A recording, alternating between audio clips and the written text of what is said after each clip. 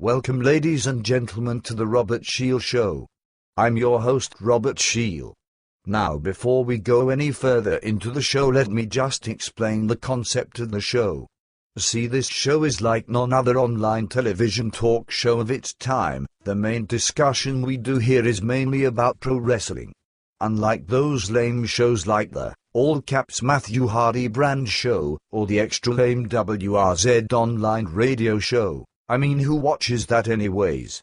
No, but this show has it all. We do in-depth discussions on all aspects of this industry, and if you would like to be a part of this show, just write some comments about the show or your views on the topics we discuss, and we will respond or read your post in the next week edition of the show.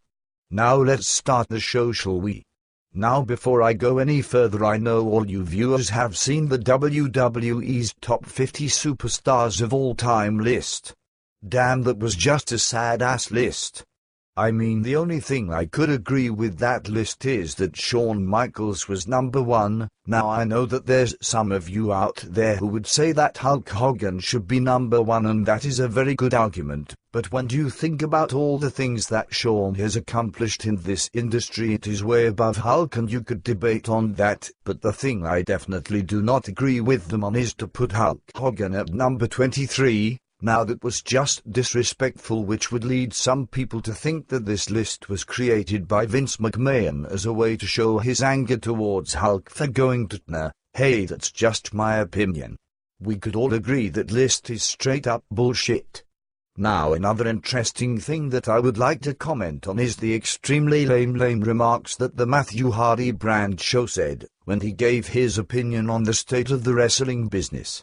Although I do agree with almost everything he said, especially when he said the reason WWE is losing so much money is, one, because the new stars they're trying to get over is not as easy to do. They're trying to do it in months, but it's going to take years. Just like back in the 90s when all their main stars went to WCW, they had no choice but to raise their young stars, and that is basically what's going on now. And I do believe that if they do it just like they did it in the 90s, we will be ushered into another golden age of pro wrestling, and by that time there would be a matured wrestling company with worldwide stars of their own.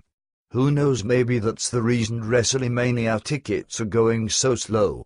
Well, that's all the time we have for this week, but make sure you tune in next week as we discuss WWE's Old School Raw and more. Till next time, I'm your host Robert Sheel, and this is The Robert Sheel Show.